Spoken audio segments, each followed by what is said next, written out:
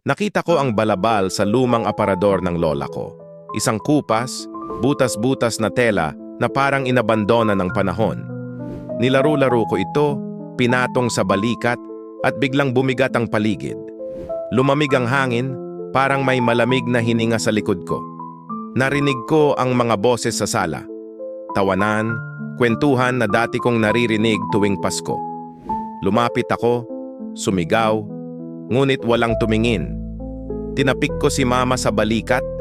Tumagos ang kamay ko na parang wala ako roon. Kinilabutan ako. Sinubukan kong alisin ang balabal, pero parang kumakapit ito sa balat ko, humihigpit bawat galaw. Tinawag ko ang pangalan ko, paulit-ulit, pilit pinapaalala sa kanila. Pero parang wala silang naririnig, wala silang nakikita.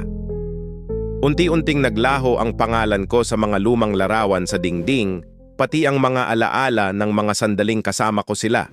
Wala na akong bakas sa bahay, ni sa isip ng kahit sino. Umiiyak akong sumigaw, pero ang tanging sagot ay katahimikan. Nang tuluyang humina ang boses ko, naramdaman kong hindi lang alaala ang nawala. Pati ako. Sa huling saglit, isang bagong mukha ang sumilip sa aparador.